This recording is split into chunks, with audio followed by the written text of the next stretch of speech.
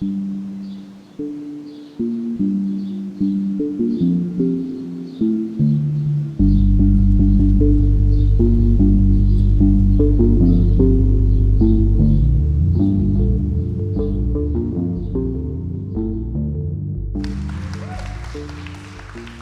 further ado, we're just going to jump into the dialogue, and I'm going to start by asking our panelists how have they, firstly, let me acknowledge Coby, whose installation is outside, which highlights solitary confinement in the ways in which particularly Kalief Browder had to live for 700 days while he was incarcerated. And I know it's the installation says many things, but I'm going to ask the panelists your first response to it, and how have you grappled with the ways in which it's being disseminated. So I'll start with you, Jesse, since you're the artist. What did you think about the exhibit, and how did you respond to it? I mean, I think the installation is incredibly powerful. So I think my initial response to it was one of just a kind of personal trauma, I guess, in a way that, you know, so even when I was incarcerated, they put me in solitary confinement for the first year of my sentence. And this was pre-trial, so, you know, like Kalief, it was like, you know, I'm presumably innocent at this point. And so it's a practice that they use pretty much across the country to apply to people to get them to do all sorts of things, to basically try to break people. And so it's a system of torture, and it's something that we need to get rid of. And I think that comes across really powerfully in Coby's installation in a way that, you know, you can kind of see the space that people, just the physical space that people are forced to live in, and think about being in that space for 24 hours a day, you know, for 365 days a year. And there are people who have done, like, Albert Woodfox served, I believe it was, 43 years in solitary confinement. And so, you know, this is definitely one of the major issues that I think needs to be addressed. And I know New York City is doing work around this right now. A friend of ours, Johnny Perez, is leading the charge in many ways, trying to end solitary confinement. And so it just brought up a whole array of kind of emotions for me of being back in that space, and it just felt traumatic, but also, you know, I think the other powerful aspect of that installation is that it's also transparent. And so while it conveys a sense of physical space that people are confined within, it also kind of helps to break down some of those things, because you can also see other people as they move around the space. And that's things that solitary confinement, like, specifically doesn't allow. And so that visible community of people, everyone that came out today in support of this, I think is a nice foil, and it provides something really powerful to think about while we incarcerate people and isolate people, but also this very powerful sense of community that is kind of rallying around this. And I think that translates really well in his work. Thank you for that.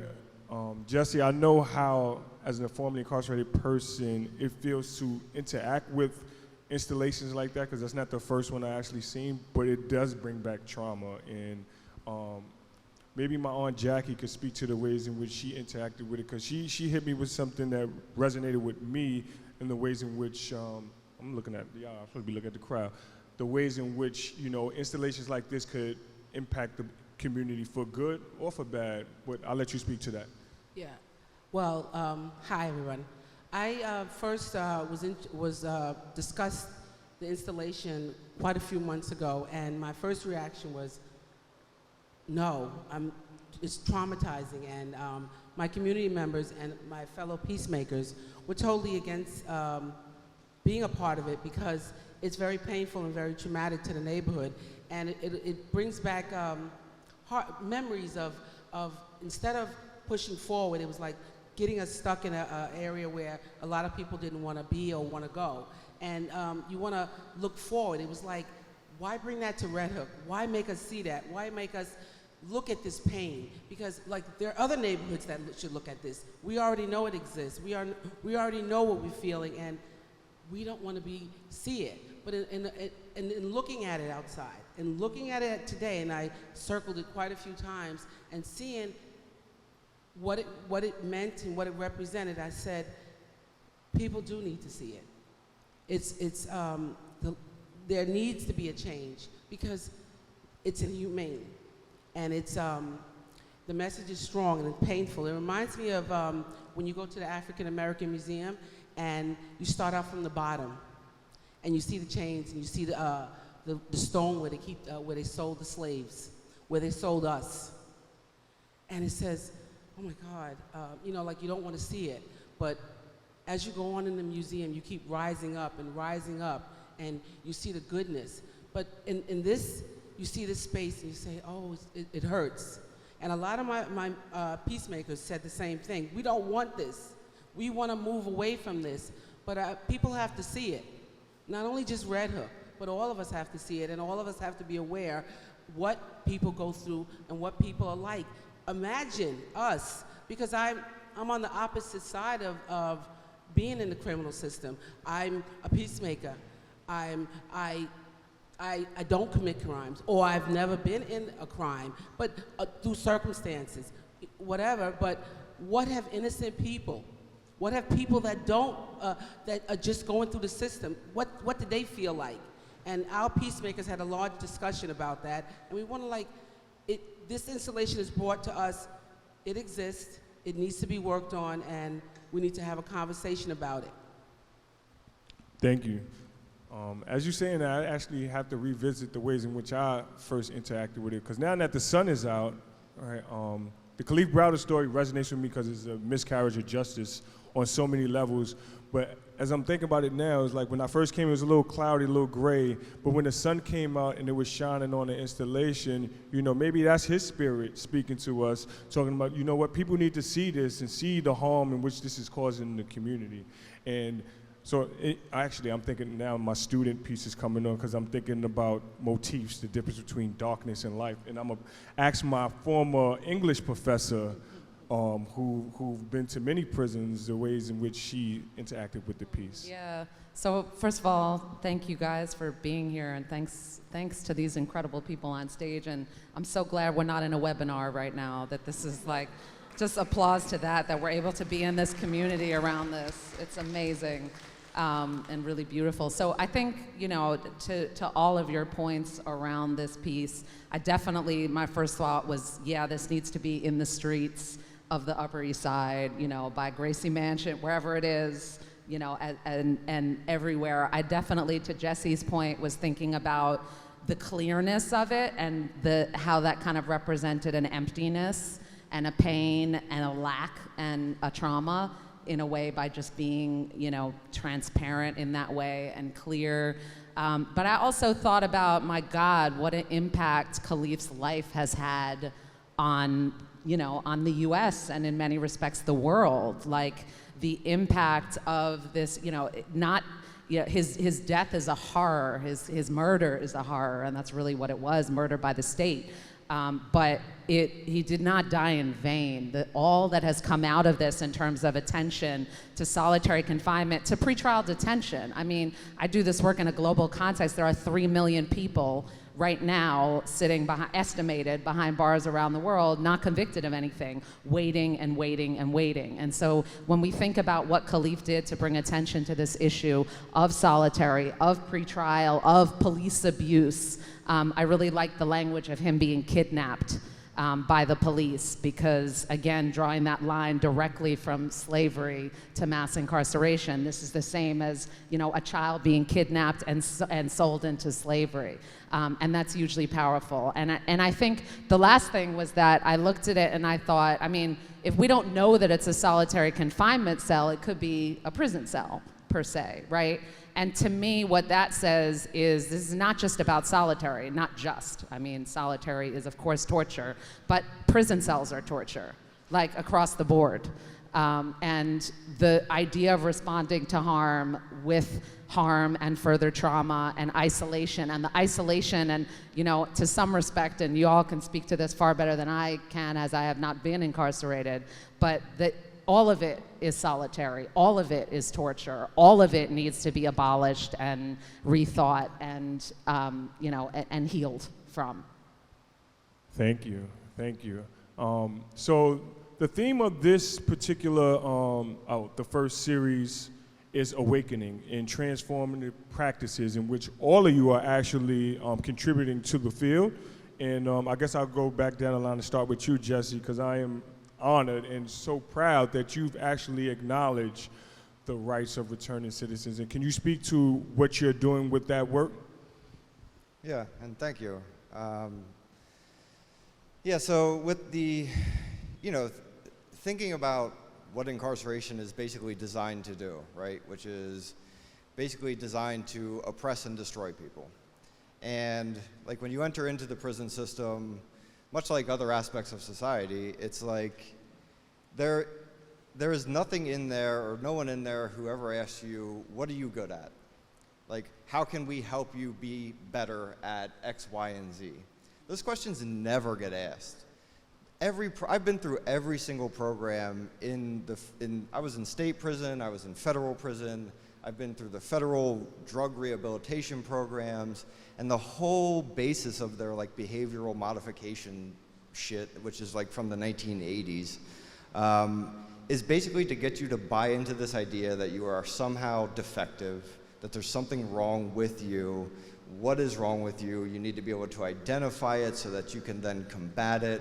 But it always focuses on the negative. It's always focused on the negative.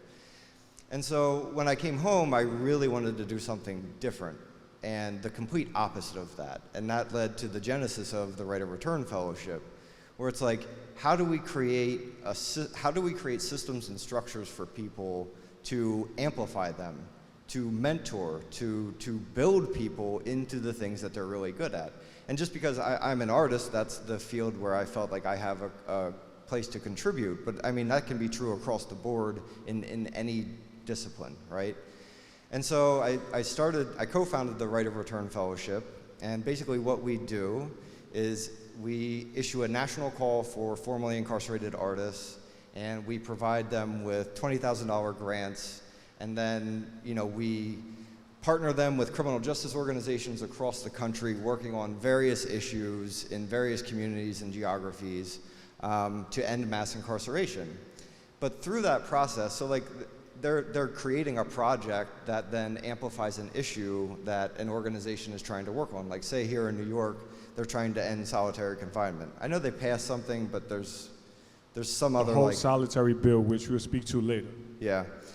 But it's like, artists have a very unique way of contributing to society. And so, if the idea is that if we can partner artists with organizations, that they can provide really powerful ways to convey information to the general public, much like this installation is doing right now, right? And so like we're all here hearing about this now because of this powerful installation that's here.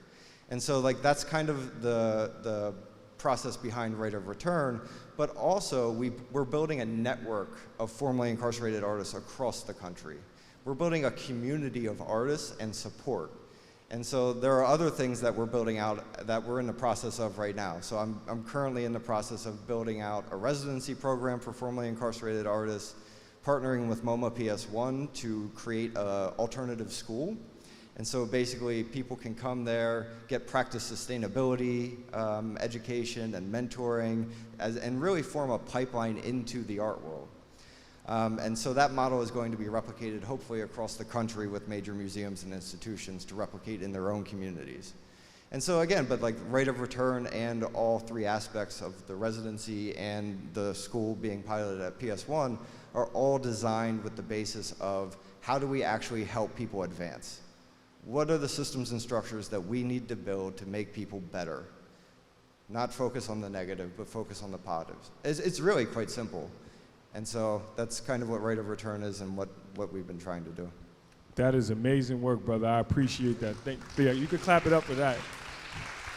And when I say brother, I mean that. So it's obvious like we're not the same skin color, right? And I say, oh yeah, that's my brother, right? But actually, I'm gonna talk about my colleague. So remember we went to the UK. We was in H&P Birmingham, and I went in there as a student, and I'm greeting the men that were inside, and a lot of them were white men, right? And one of them ran up to me, he was like, yo, brother, I've been watching you, you know, keep up the good work. And I'm just like, whoa. I never had a white male interact with me and acknowledge me as like a brother. And it really resonated with me because the reality of it is we are brothers because we share the same experience that most people don't. And it actually highlights the importance of the humanities, right? So when I say you my brother, I actually mean that, and I appreciate everything that you're doing. Actually, I'm going to come back to you, Jackie, because since we on a theme of talking about the ways in which we can interact with community, I know Dr. Dreisinger does this work all around the world. And can you speak to the work that the Incarceration Nations Network is doing and the ways in which it is actually transformative and showing communities the ways in which they could be a part of the change in which we need to see? Yeah, so I think also building on what Jesse was talking about in terms of building solidarity, building community, I've always done this work on both a macro and a micro level. About 12 years ago, I founded the Prison to College Pipeline Program. Devon is the first graduate, so as you could see, that went all right. And that was you know the first program that I really built and learned through in a lot of ways, and we have taken that program. Devon and I have done a lot of runs around the earth together, taking the program into different communities. In fact, 3 years ago today, it's Mandela Day today, and 3 years ago today we launched it in South Africa. We fostered the launch of it in South Africa, which has been amazing. But I think, yeah, Mandela Day, and Devon's shirt, but I'll let him talk about it. So ultimately, what I learned from all of that experience is how important it is to build solidarity across national borders and boundaries in doing this work. That it is really critical that we recognize that mass incarceration and solitary confinement and pretrial detention and the over-incarceration of women and all of these things that at the heart of our struggle here in the US are global. And yes, we have the largest prison population in the world, that we have 5% of the world's population, 25% of its prison population, but that still leaves 75% of the prison population in the world. And on top of all of that, we need to recognize the ways in which the US has imposed this bereft system on the world through a whole host of means and continues to do so. And so recognizing all of that, what I did was build a global network of people, of organizations doing the work all over the world in a whole host of different ways. And some of them are, working on broad-reaching policy advocacy campaigns. Others are they build education programs. Others are using art in various ways. Others focus on women or juveniles. Others focus on legal reform and pretrial detention. But the idea is really to elevate, amplify, and support their work and create a community of global change makers. And I think in the same way that we need to recognize that Black Lives Matter is a global movement, this movement, this abolition movement, this movement to end mass incarceration is global as well. And so we bring people together and especially give support, and I don't mean financial support, I mean, bringing amplification and attention and press and all of the things that made this movement catapult into the mainstream, because we definitely were not having sexy events like this, 6 years ago. 10 years ago, for sure not. And that's the way it is in the rest of the world. Really, other than a few pockets of the earth, no one wants to talk about this at all. No one wants to have an art gallery that's paying attention to it in a trendy part of Brooklyn. Nothing. And so a big part of what we are trying to do is shift that culture and get people to think differently and to radically imagine in a different sort of way, whether we're talking about Cambodia, whether we're talking about Red Hook, shout to Red Hook, Community Justice Center, Peacemaking Program, who's also part of our network, from Australia to Chile. That's the work that we're doing. Thank you. That's amazing. That's awesome. That's dope. And you just actually gave a great segue to Ms. Jackie, who leads the Peacemaking Program at the Red Hook Community Justice Center. And actually, the timing is ideal because you can hear all this stuff and be mad, right? Like as a former incarcerated, I see this and I'm like, yo, you know what? I should, and I'm mad.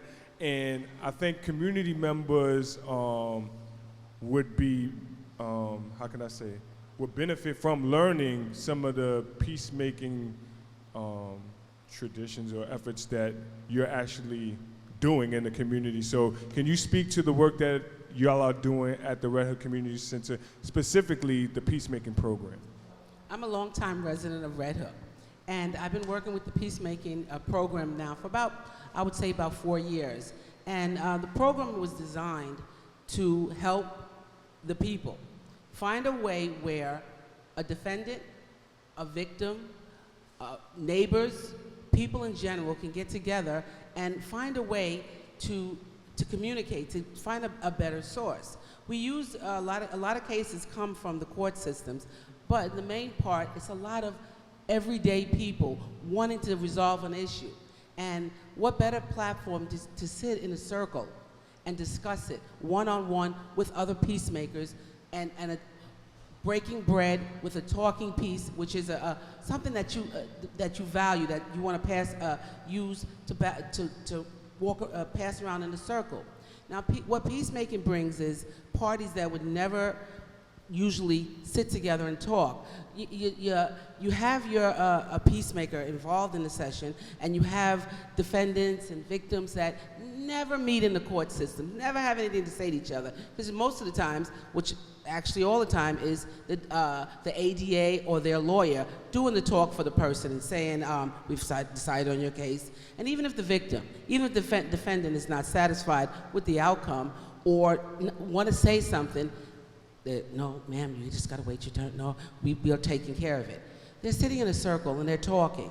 Peacemakers are there sharing stories, breaking bread, and discussing pertinent issues regarding the case to make it easier, to make that platform easier where people can get together. What we're doing is bringing that gap, bringing that community member, bringing those people together and talking about what they need to do. What we as peacemakers are, and this is a old saying I got actually from Viviana, and it came from Mr. Yazzie in the Natives. He said, we're peacemakers with a heart. We're ears with a heart. What we do is we're listening, and we're helping, and we're being sympathetic and understanding what the person has to say, and actually absorbing and taking that in, and giving you a platform to discuss what's bothering you. Sometimes a victim just wants to hear a defendant say, "You're sorry. I did it. I just want to meet you personally and tell you why, and this is what happened." Because Peacemaking is a new program that is new to the court systems, but not new to Black and brown communities. And we just want to get the word out that we want to be a part of you, and we want to listen. That's powerful. Thank you, thank you, thank you. So, yeah, you can clap it up for that.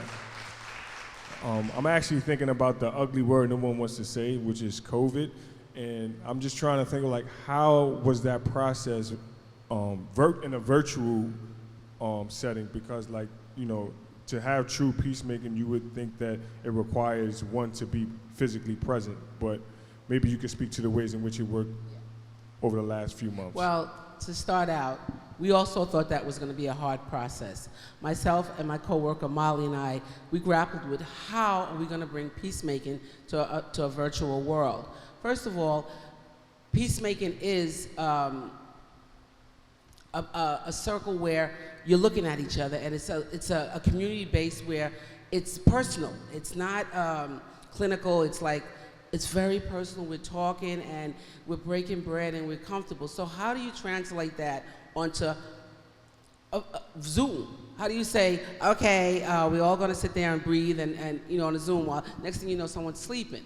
But when what you do is we start out by having a meet and greet. We talk to the person separately on a Zoom, just to try to get to know the person on both sides, everybody, where you're breaking down the barriers on a personal level and saying, I understand what happened. You tell me what happened. I'm not here to judge you. I just want to know what happened. And you start out like that. And then you build a rapport, and you build an understanding where they know what's going on. Then the really difficult phase is when we actually get all the peacemakers together and both sides of the party that are willing to be in a circle, to sit down, to actually be in a private space where they're talking. When we do actually start it out, everybody's on a nice basis where they know each other. Everybody's in their little box, but now you're starting to imagine a circle. And then we say, we're gonna give everybody an order. We put everybody in an order, and they're agreeing to it, and we also let them know that this is a safe circle to talk with. And then you let them know that after the one person is finished, mute your mic, please, and then it's your turn. And surprisingly, it worked, because people want to talk. Due to COVID, people were home with their kids that they are tired of looking at, home with their dogs that solely know them at this point, tired of looking at their cats. So when people were home, it just became their kids, their significant other, their pets that now don't go anywhere without them because they've been home, and they just want to get out and they want to talk to another person that can actually know what's going on and can understand. So the process was actually very simple. It sounds difficult, but we've got more peacemakers involved. We've got more people involved because people miss that communication on any level. If you structure it right, people are going to want to be involved, and peacemaking at this point has more people and curious to know about it. I got an issue. Can you peacemake me? We can. Nothing's impossible. We can do it. At this point now, I'm like, give me a call. We'll set you up on a Zoom. And then when I told a peacemaker that we're actually going to do sessions live, she's like, what do you mean live? I said, we're going to do it in person. We're moving on. And she's like, oh, I like the Zoom. Because a Zoom, you could actually have a top on and be in your shorts. Get real quick. Put a head wrap on real quick or something. But both ways work. And it works because people want it to work. And when you have people that want to be involved and want to try to heal or want to try to find a process to speak, any platform's going to work. Thank you. You actually got me thinking and reimagining, like, what would that look like inside of prisons, all right? Like, now that we've acknowledged the virtual world, can we start to do peacemaking programs inside of prisons? I didn't say jail specifically because in jail, technically, you're not convicted of anything, so you're technically innocent, so we want to protect people's innocence, but that's something that maybe, we can think through how we can implement that in some of our prisons. What do you think about the possibility of us using that virtual platform to implement programs inside of prisons? Yeah, well, I'd rather we didn't have the prisons to implement any programs. But I think, the virtual stuff is, I think, a very mixed bag. I mean, it's all over the world. Basically, COVID catapulted justice systems into the 21st century in very dramatic ways, for better and for worse. So I think there's been some really amazing things that have come out of that. In terms of like court proceedings that didn't need to really be taking up that level of time, now being able to happen online in certain countries, and also being able, I taught college classes inside prisons in Kenya and South Africa during the pandemic in ways that were never possible before. So I think there's some super dope possibilities, but there's also a lot of dangers about the biases that happen with online proceedings. And we actually, INN, we produced in partnership with our partners, including Red Hook Community Justice Center, produced a whole brief on kind of the do's and don'ts of what we call virtual justice. And I think there's a lot to think about, and there's a lot still unfolding. We're in this sort of bubble here in New York City, being kind of out of COVID to some degree, but the rest of the world is not anywhere near that place, so there's still a lot going on. But I was also thinking, listening to Jackie talk, about how Jackie and I first connected, actually, which I think people should hear this because it speaks to the power of your work, or the work of peacemaking, and how important it is, and also how sadly rare it is. You know, like, we have these strong programs here in the US, not enough of them, but we have them, and we can point to them, and we could say, this is bringing peace to the community. But Jackie and I were connected through the wonderful Viviana in the back there, because I had a friend who spent, she passed through the pandemic, and she was in Tobago, the island of Tobago. And something very unfortunate happened to her. She was the victim of a crime there. It was a violent crime. The perpetrators were very, very young.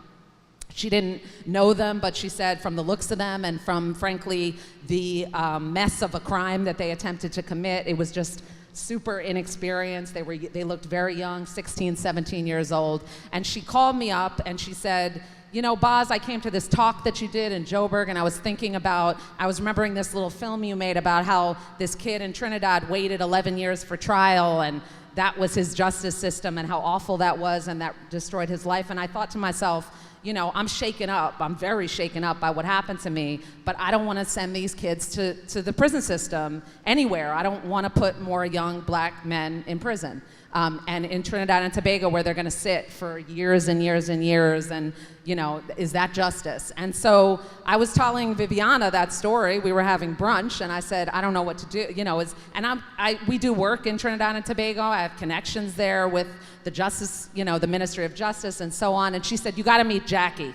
Maybe Jackie can, you know, we can find a way to get Red Hook involved as an INN partner and bring them into the mix. And plus, she happens to be a Trini, so she had the connection. So anyway, long story short, we ended up connecting, and Jackie had some conversations with the harmed parties involved in this situation, and it was a serious situation. I mean, it was not a small thing, and the impact on these people was significant.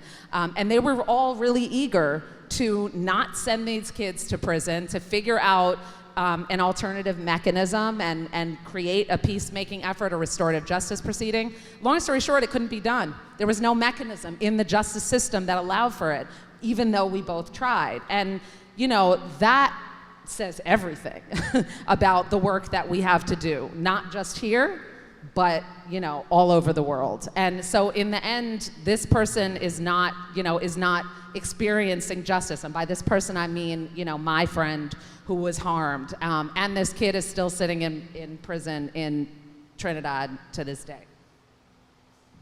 That's horrible. We really got to think about the ways in which we view justice, because not even the victim can literally get their justice, right? So what are we really doing with this? Y'all both spoke to something in regards to the pandemic, where I'm thinking about the healing piece, right? We all been cooped up inside for all these months. And on my way here, I was on the bus, and I seen it was a stop sign, and under the stop sign it said police violence. So in my mind I was saying, well, obviously ain't no police running around this area, because for them to have that on that sign would be problematic. But recently I was in Brazil, and the public art there was just breathtaking. And I know that's pretty much your focus, Jesse, because of the work that you've been doing as a means to change the narrative. And I would hope that you could speak to the Voices project that you've been working on, because especially in this time in which we've been all cooped up, for people to come outside and see a piece of art that speaks to them could do wonders, literally in the split of a second. And I think that the project that you're leading speaks to that. So could you give folks some more insight on what that looks like? Yeah, and so, I mean, I think it's even what Boz was saying earlier, where, you know, this woman approached you because of the film, right, that she saw. And it's like, you know, art can be really powerful, but the thing that kind of led me to create the Voices Project was that, you know, I've been doing events like this, I think, for the past 8 or 9 years now, and they're usually always in, like, New York City or Los Angeles or Philadelphia or, you know, some major city. And I just began thinking about, like, you know, most of the people who come out, I think it's a great educational tool, it's a great opportunity, but ultimately, you know, we end up kind of preaching to the choir. So like, it's a self-selected crowd that is going to come out to a talk about mass incarceration, and, you know, thinking about how to basically try to utilize artwork then to go into communities where they're not having these conversations, where they're not even interested in having these conversations. In fact, they probably, like, you know, they're the Blue Lives Matter crowd, like that, going into some of those communities. Because at the end of the day, the thing that became really apparent to me, I think, being in prison, I mean, this goes back to like calling you my brother, is that when you are stripped down from everything that society can give to you, right? Like all of the social markers that you can have, whether it's like wealth-based or whatever it is, right? Whatever identity you can build, all of that gets just stripped down to nothing in prison.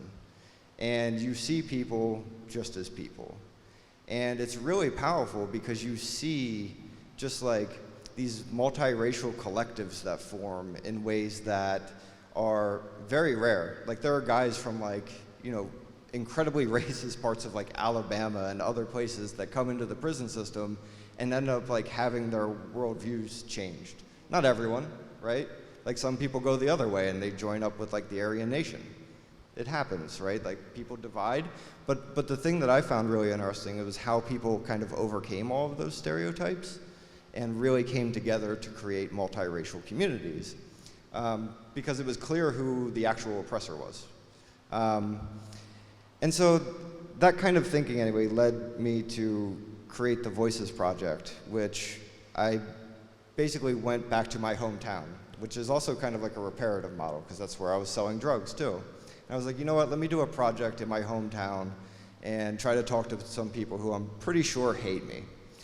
And so I started, you know, just talking to people, and long story short, I ended up finding this farmer who allowed me to use his land to build a 3-acre corn maze, and I partnered with formerly incarcerated people from the community, and this farmer didn't even know me. He just donated his land to me, and through the process, he started talking to me. He's like, oh, you know what, my grandson just got arrested. And so every community is touched by mass incarceration. It's just being talked about in some communities more than others. And so I specifically started to think about the use of quilts because that has like a very rich history in Lancaster County. And so I worked with community members from representatives from like probation and parole, and brought formerly incarcerated people together, and religious leaders, and just people, all different sorts of constituencies together to be in the room together to make art and just have conversations. And so through that process and doing that for like a year, it really formed some strong relationships, and I think it helped people see things from a different perspective. And so that project culminated, and it was basically like a month-long exhibition in a barn where we displayed all of the communally made quilts that everyone created, had a series of programs and talks and speakers, and it engaged people in a way in these conversations that I just don't think were being engaged before. Because they might see the movie on TV, but they don't click on it. But like when you have something in their community, then their interest is up and they come out and see what it's about. And I actually went to my son's soccer game the following, actually it was like a couple weekends after this all closed, and some random guy just came up to me and he's like, oh, you're that artist. He's like, I heard about your project and I saw Piper Kerman's name and I watched Orange is the New Black, and you know, he's like, I never thought about these things before. I never even considered these things before. And he just like thanked me for, you know, being made aware, and I was like, you know, that's just one example, but I think that is really important, is like trying to figure out a way to really kind of bridge this like rural, urban, like all of these kind of reforms that are happening.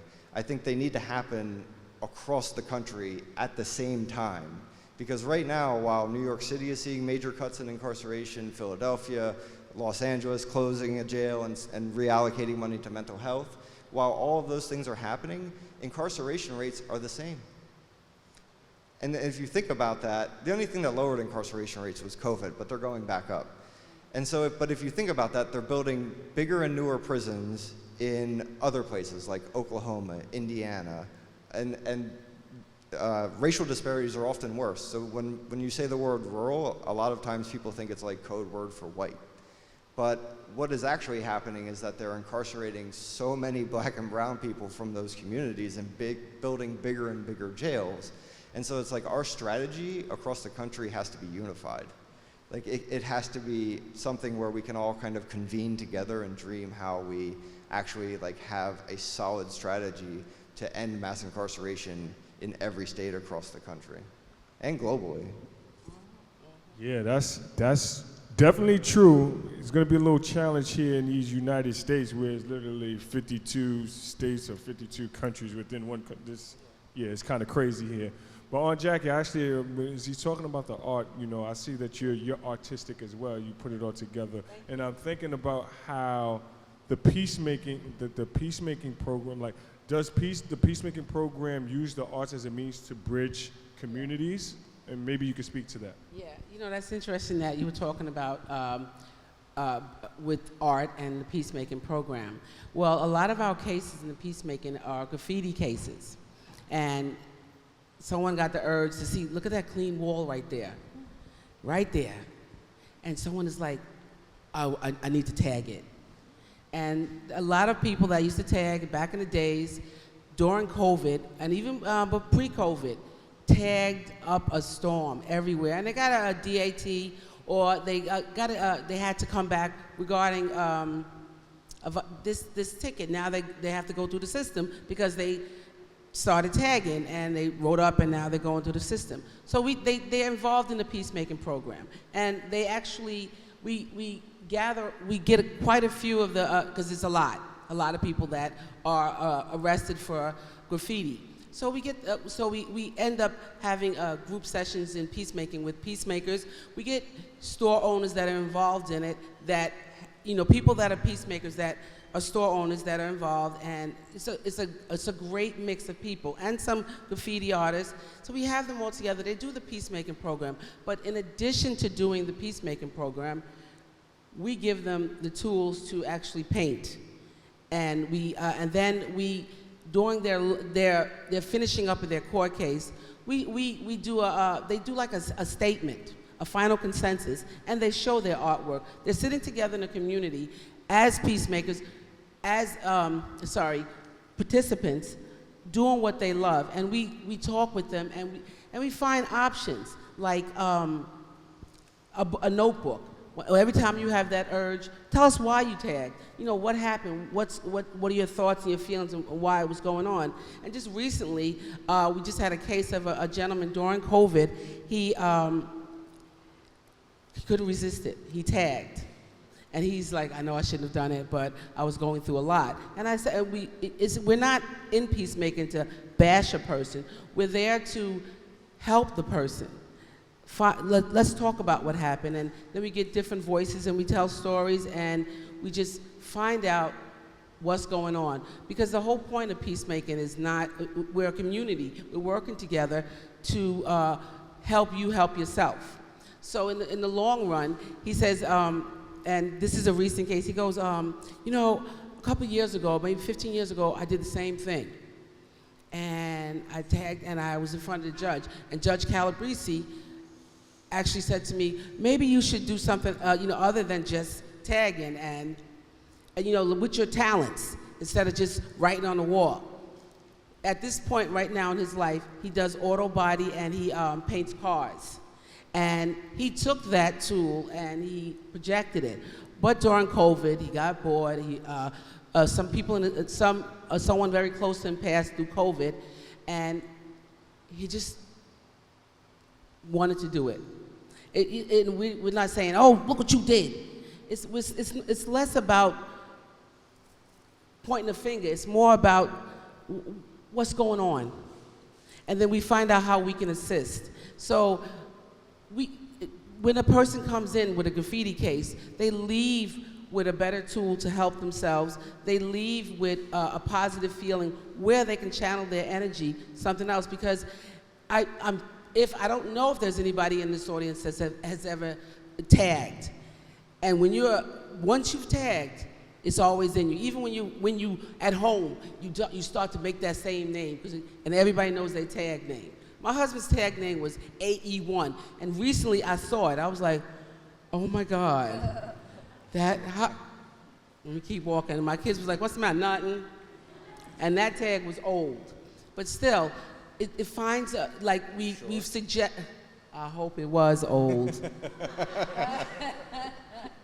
But you know what's crazy just listening to you? What's fucked up is that why, the kid should go to art school. Like, I'm glad he's painting cars, I'm glad, but it speaks to the fundamental, fuckeries of our unequal society to begin with, that like the idea that he has nowhere to put his outlets in, because to Jesse's point about lack of opportunity, right, for where are the opportunities for the arts. And I think it also speaks to this idea of like, I find myself saying this a lot all the time, which is that like a lot of this work that we all do is not rocket science. It's actually like really pretty basic, right? Yeah. Opportunities means people don't, get into trouble, access to things, jobs, access to opportunities, to arts, to all this stuff is good and makes us safer. And it's interesting to watch as the US gets closer to kind of publicly funding that reality to some degree, and I think I've been, a lot of prison to college pipeline graduates have been getting jobs lately as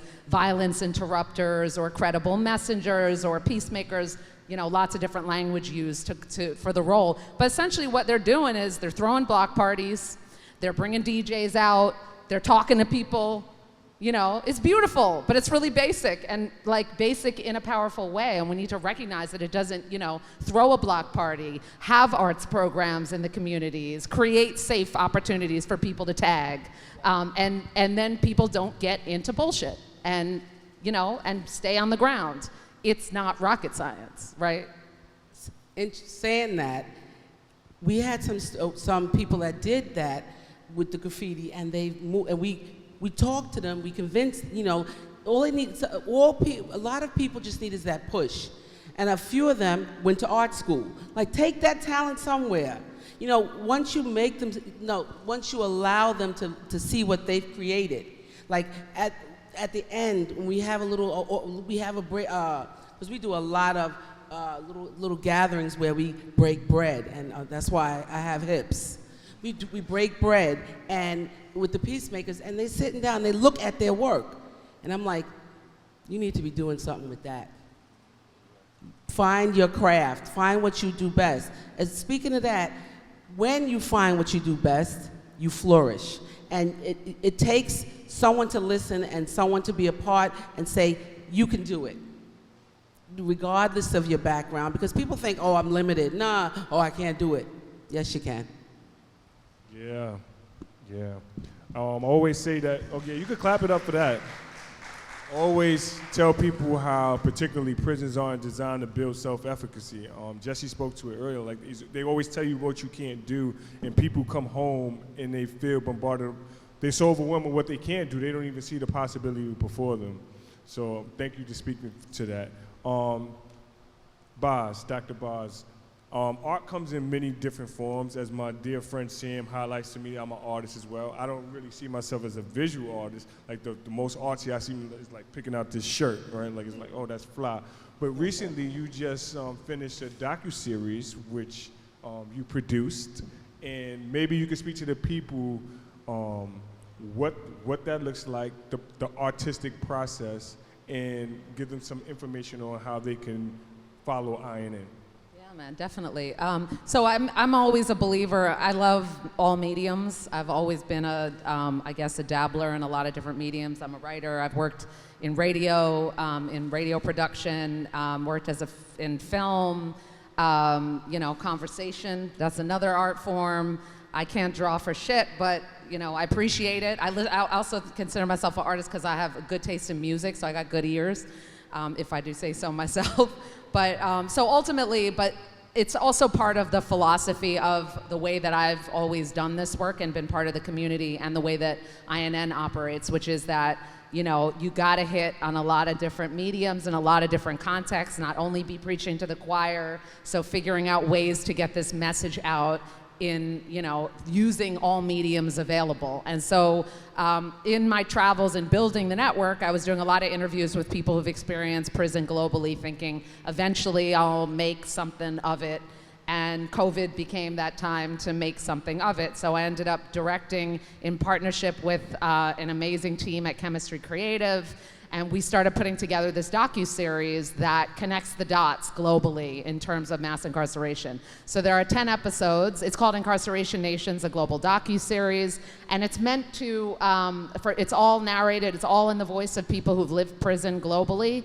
And so there are no, you know, quote unquote experts or talking heads, or it's really people with lived experience everywhere from Australia to New York City, Taiwan, all around the world. And each episode has a different theme, so that cuts across national borders and boundaries. So there's one about women, there's one about restorative justice, there's one about pretrial detention, there's one on reentry. And it's really meant to be a tool to get folks to understand what this looks like in a global context, and especially globally, to amplify the work of our partners and to showcase not only the problems, but also what solutions look like and how we build toward peace, right? And what real justice can look like. So we're not only bitching and moaning about the problem, which is important to do, but that we juxtapose that with potential solutions and really highlight the work happening globally. So we premiered at Tribeca, at the Tribeca Film Festival last month, which was great. Then we had another community screening at the South Street Seaport, which was also amazing. And we are gonna be doing events. The focus right now is on community screenings and discussions. First in the US, and then globally. So we're gonna take the series around, talk about, you know, these issues, screen these films, connect with policymakers. We're planning a lot of policymaker screenings so that, again, we can be pushing for solutions, for support of these programs that are doing this work, and trying to use it to take the issue front and center, again, especially in places where nobody wants to look at this, nobody wants to think about this. So, and that's a big part of what INN's kind of next year looks like, is touring with the series. And eventually we'll have a distributor and folks can just, you know, watch it. But also if anyone's interested in setting up a screening, you can either just come up to me or talk to me. Happy to do that. IncarcerationNationsNetwork.com. Incarceration Nations is our Instagram, blah, blah, blah. Thank you. So I know the community has plenty of questions, especially for Brooklyn's finest, Aunt Jackie. So I believe the mic is right here for folks who have questions for our panelists. My question is, you were talking about how to bring Blue Lives Matter people more into this. Sorry, get a little closer because of the mask. You're talking about how bringing Blue Lives Matter people into these concepts, into the fold. And I was wondering because through my job, I've seen a lot of like beat cops, and I've seen a lot of like Blue Lives Matter people. They really put a narrative of like good guy, bad guy, black and white morality over, like to make themselves feel better about arresting people on a pretty huge swath and like all the time. So I was wondering, like, how do we get there? How do we change their thinking? How do we bring these people to the table when really they see criminal justice, like they see the landscape of criminality in such a black and white, and they don't see the nuance or the gray area? Like, how do we get these people to the table, and how do we change their views if they are so, like, they hold on to these beliefs so dearly? Yeah. Yeah, I mean, I think when I mentioned that, maybe I didn't flesh that out fully. And so I don't know if we can, honestly. Like, that's, I was saying that just to kind of highlight the kind of community that the project was working in. And I honestly, I don't know how you address that. I don't know how you bring people together who think kind of that far. and are okay with it. I do think that there's probably some major traumatic things that could happen in our lives that would probably bring them to a different understanding. Like, I mean, I've seen that in prison, but it takes prison, right? Like, it takes something serious.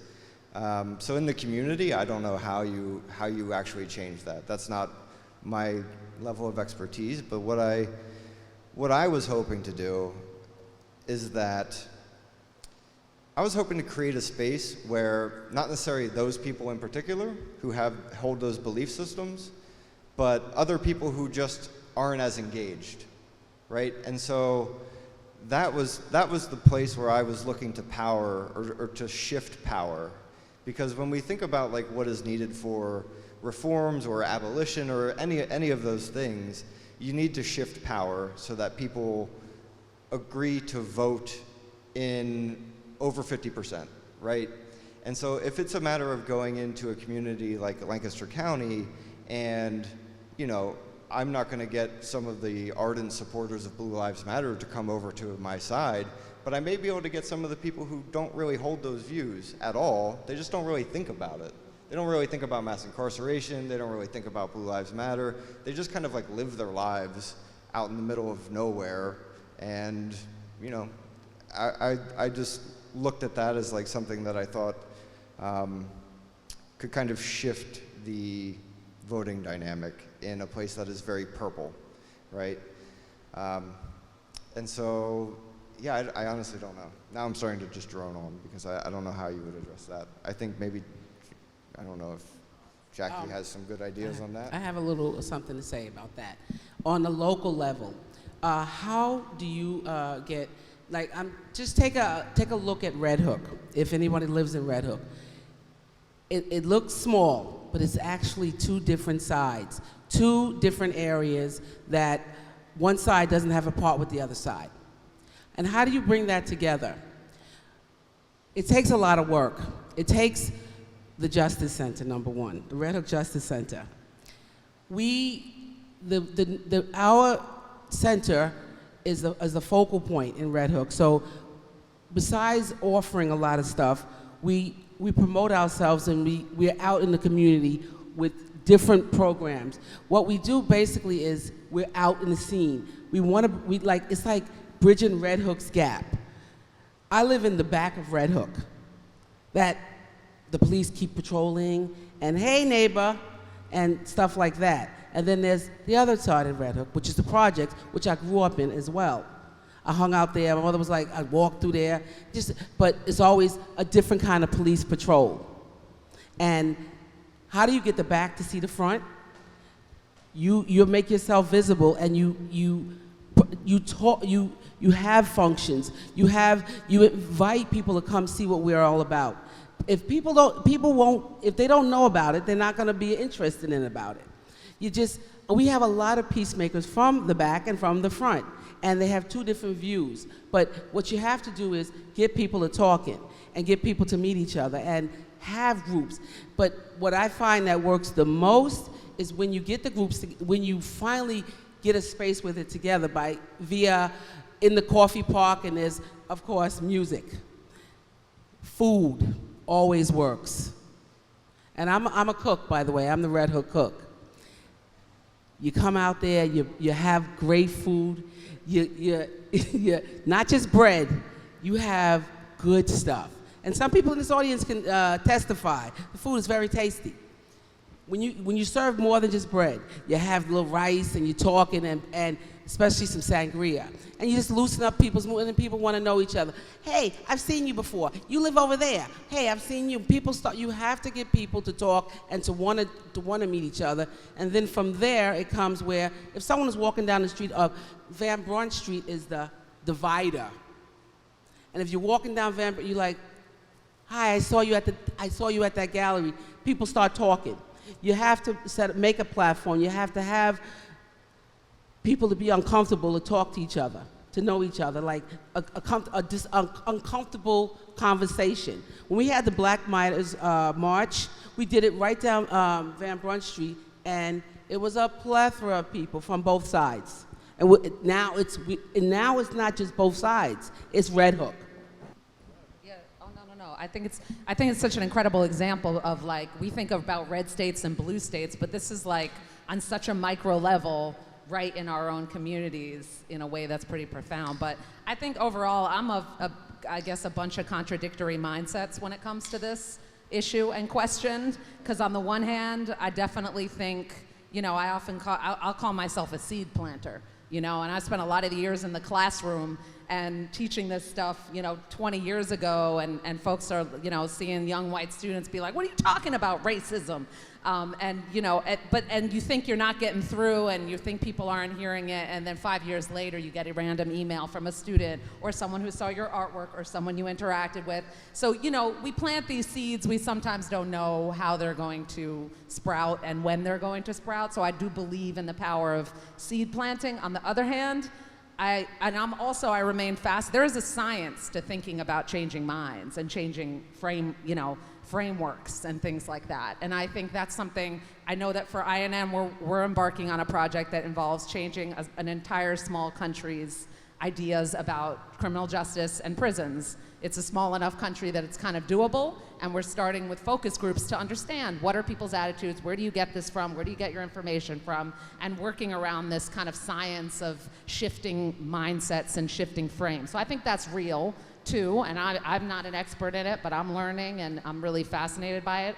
On the other hand, I also am of the mindset sometimes of, like, you know what, you can't reach everyone, not all things can be reconciled, not all things, like two people who are so radically, diametrically opposed in their mentalities around who's human, for instance, like there's no debate there. And so there's no point in trying, look, we, to some extent managed to abolish chattel slavery in this country, although we know we didn't really, but, we made a shift there without changing everybody's mind, because Lord knows there's still people in this country that are well in favor of all kinds of slavery. So we don't have to change everybody's mind to impact policy. We can be strategic about it, and we can also know how to pick our battles too, because God knows it's exhausting. None of us wants to use up all of our constructive energy talking to people who don't believe that 1 + 1 is 2, So I think it's kind of like balancing all of these things. Love that. Actually, I'm about to butcher a quote from Madiba Mandela, because you were speaking about bringing people together, and he spoke to the importance of proximity, right? In order for us to actually create change amongst each other, we must be in proximity, unless we cannot actually create the change in which we want to see. So thank you all for that, for those comments. Anybody else have anything they want to chime in on? Thank you. Hi, everyone. Thank you so much. It's been a great panel. My question, it's not fully baked, but what I'm curious to hear about perspectives on abolition versus reform movements. And I think it manifests itself in different ways in the justice system, right? Like prison abolition versus prison reform, defund the police versus police reform. Some of this came up around the movement to close Rikers, where people felt very strongly that we shouldn't be building new jails. Some people said, you know what, it's a first step toward where we want to get. So I guess I'm just curious, reflections on that. And I know, like Boz with Incarceration Nations, I know there's a little bit of both happening. And Devon, you touched on this when you said, well, we should be bringing in restorative justice. Could we bring these restorative justice programs like peacemaking into prison? And Boz, your response was, it'll be better if prison didn't exist from the beginning. So there is sometimes this tension, and I'm just curious, if people see those as efforts that go hand in hand, or if you see it as a real tension and that you really need to be investing in one over the other. Well, I'll start quickly, because I do believe they do go hand in hand. And what really made me realize that, I was at this conference and a professor was there, and he said, actually the conference was the Abolish Prison Conference or something, right? And the professor, he's at the conference, he says, yeah, I don't do anything in relation to prison. And it was very problematic to me, because there's millions of people inside of prisons, right? So if you're really contributing to the change in the world and using your platform as a professor, it would be beneficial for you to go inside and teach these women and men the things in which they may not know, so when they return, they could be better members of society. So I definitely think they go hand in hand, but I know others have thoughts on that too. Well, I agree fully. And I think at the end of the day, we don't have the luxury of, I am an abolitionist. I bet everybody on this panel identifies as an abolitionist. And I wish that I had the luxury to live in a world in which that was real. But right now it's not. And right now, as Devon said, there are millions of people's lives who are impacted. And either we're in there trying to, but I'm just like all the above. Let's abolish, let's work toward, all of the institutions being radically reimagined so that we don't have to have prisons. But in the meantime, in between time, there are a lot of Band-Aids that we need to deal with and put all over our communities and inside the prisons. And I think it often, in building prison to college pipeline, I spent more than a decade being complicit with the Department of Corrections. Like, it took being that in order to build that program. Do I regret it or feel like a sellout? Hell no. It literally saved lives, and that's what we do, and that's what we have to do. So at the end of the day, yeah, let's get all the virtual stuff going and build all the programs. And I think we can do the two simultaneously. And I can remember that there was one instance where I was asked actually to be involved, and this is a big thing around the construction, and this is such an important question and a tough one to answer, Amanda, right? But I was asked to be involved in the planning of some new jails in DC. And not just on an advisory level. And I had a few conversations with the folks. They meant well. I kind of just backed off because I really felt at such a loss. I didn't know what to do. And a few months later, I went to St. Lucia, and I went to the prison in St. Lucia, and they had this relatively new prison that was built there that they were kind of excited to show me. It was built in 2005, which is not, which is new for a lot of parts in the world where there are old colonial prisons still in existence. And they showed me this whole thing. It was very US style, everything. And we were talking about building a prison to college pipeline there. Guess what they didn't build? Classrooms. Not a single one. So I'm like, here is a scenario where if someone had been involved to say, listen, now obviously we don't want you building that jail to begin with, but if you're gonna build it, put the classrooms in. But it's a very tough line to walk, but I think any of us who doesn't acknowledge the contradictions of our daily lives, for one, altogether, but especially in work that is this dire and this complex, we just have to kind of own those contradictions and do the best we can to navigate them. Yeah, and I think you need both, right? So abolition is the ultimate goal. It sets the edge. That's where we want to be. But to get there, it's going to take reform. That's just the reality of it. And I also think a lot of people get confused of what abolition is, just as a term. It's so you're going to do away with all prisons, and no one's ever going to do anything wrong again. What are we going to do with people who do X, Y, and Z? And it's that's not what abolition is. So abolition is yes, doing away with prisons. But I feel this needs to be said sometimes because there are so many different definitions of it. So yes, do away with prisons entirely. However, you build out all of the other support structures that support people in the community, right? All of the things that would help prevent all of that from the beginning. And what we're really talking about, at least in my mind, is capitalist structures to me. I mean, it creates just such extreme inequalities to an extent that, I don't know. We just need to deal with it. And so it's we have to reallocate resources, provide opportunities, build other systems and structures at the same time as we're closing down prisons, right? They have to happen simultaneously. And so it's good to have that as the ultimate goal, but also be okay with reforms. These are some good questions. Come on, brother. You come on up here and give us. Oh, so Mr. Jerome Wright, from the Halt campaign. Well, since you're here, so come on up here, brother, because it's important that the people hear what's happening out in the community and the ways in which our community members are impacted by solitary confinement. And maybe you can give them some insight on how they could go about supporting and what they can do. Thank you, first of all, thank you. And that's not what I came to. Originally, I was letting you know I was here. I do want to respond to this issue of reform over abolition. I've been formerly incarcerated, and I served over 30 years in prison. And during that time, if people didn't work on things to ameliorate the immediate concerns in there, I would never have made it out. Although I would like to see a place where there's no prison, if we don't deal with what's going on right now, we could never get to that place. Because what's going on right now is a culture, it's a carceral culture that we're fighting. And in order to change culture, you gotta be in it to win it. You cannot be straddling the line. So it's about definitely doing something about what's happening right now in jails, in prisons, with the eye towards the future of finding a way to eliminate them. But if you don't do the reforms, people like myself will never make it out of there, because there's a lot of things going on. And then I will quickly segue, and I'm sorry I was late, but this was an impromptu request for me to come and talk to you. And there's two things I just want to say. One, in that 30 years I spent in prison, 7.5 of that I spent in solitary confinement. More than half of that for something I did not do.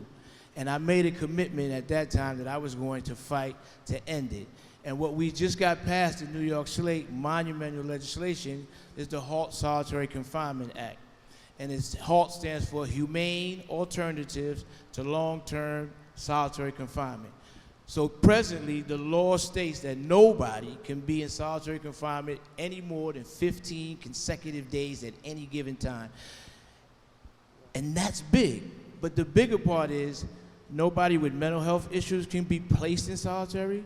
A pregnant or nursing mother can't go to solitary. Anybody 21 and under can't go to solitary. And anybody 55 and older can't go to solitary. But what I'm to talk about now is New York City is about to change the game. They are creating solitary by another name. So a solitary confinement cell is a 6x9 cell like everybody else gets, right? And what they're saying is they're going to add a 3-foot extension with a telephone and a TV in there, and that's going to be called your out-of-cell rec time. So if this is my cell from here to here, they're going to put a gate, another gate, and I'm going to step from this place into this place to make my phone calls, to get to see the TV, and they call that recreation and out-of-cell time. That is solitary confinement. Solitary confinement by its very name is solo is the word. If you're doing something by yourself, it is solitary. So if I put somebody in a cell by themselves, I didn't change solitary confinement. So if New York gets this passed, if they agree and the city gets this done, then the Halt bill is superfluous, because they can put you in that indefinitely. We need to fight that. And what I came here today is to ask your support. Kalief Browder, I don't know him, I know his brother, Akeem. And I know what his death did to that family. It killed his mother, and it changed the complete trajectory of Akeem's life. And although he's an advocate in pain and suffering and grief. So it's not the type of advocacy where you're happy about it, you do it because you have to do it.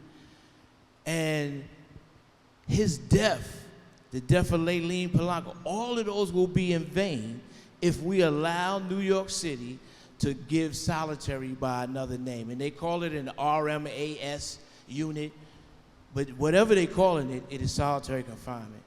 And if you don't know, as a survivor of solitary, if you spend 4 hours in solitary, your brain changes. I spent 7.5 years in there. I'm standing up here and you say, oh, this guy sounds decent, may even look all right, but I ain't all in. I'm not saying that as a joke. Nobody comes out of that experience unscathed. Nobody. Nobody comes out of that experience unscathed. I have issues that I have to deal with that I get counseling for. I have issues of intimacy with family members because of my time in solitary. And I'm one of the success stories. So I'm asking you, there is a sign-on letter that we're putting out that we're asking the city council to intervene to stop this plan to make solitary by another name.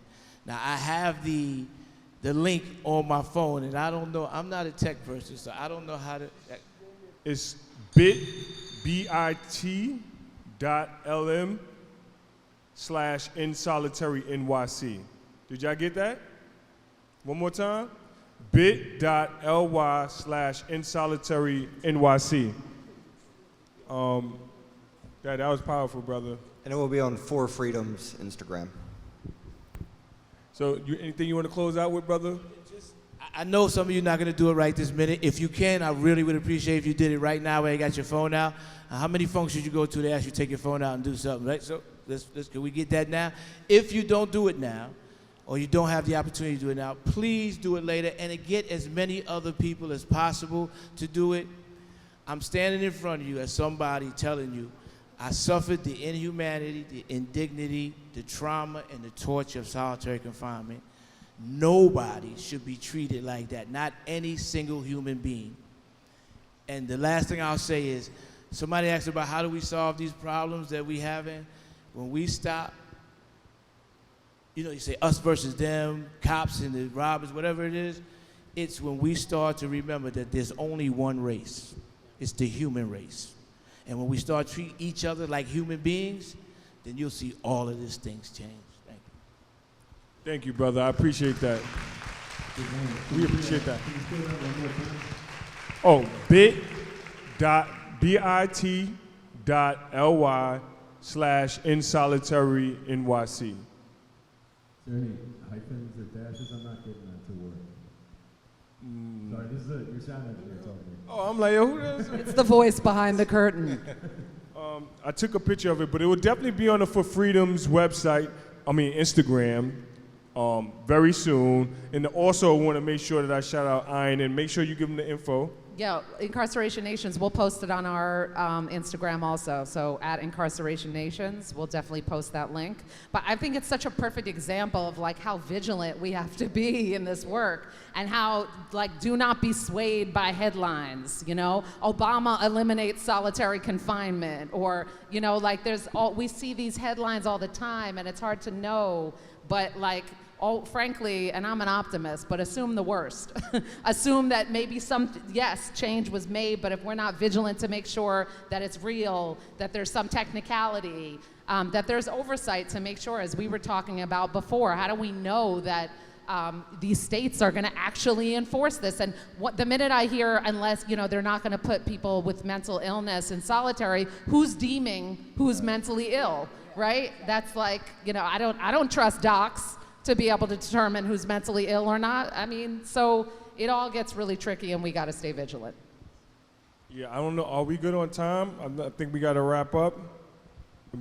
But I want to make sure everybody get their plugs in because I want everybody's work to continue and be highlighted so community members can interact. On Jackie, is this something that lives in the virtual world for people to contact you so that they could become part of the Peacemaking? The Red Hook Justice Center. That's at 88 Visitation, the Peacemaking Program. I don't know what else. And lastly, but certainly not least, Jesse, is there anything in which you want the community members to be able to take away from this panel? We're working on the Right of Return Instagram and social channels now, but they don't currently exist. But the Right of Return website is just www.rightofreturnusa.com. And if anyone wants to reach out to me, it's just my name on all social channels. So. And when is your next call out for applications and for artists? So we're planning to announce sometime in October, so this fall. I forgot something. The Center for Court Innovation, is that right? Yeah. We have an Instagram page. That's it. All right, y'all. So thank you, everyone, for coming out. Because this is actually, I want to commend everybody for coming out because it's been a long time since we've been in community like this. So give it up for yourselves. I don't get the chance to moderate too many panels, so I'm honored that Pioneer Works has acknowledged me and found me worthy to steer the conversation. I hope y'all had a good time.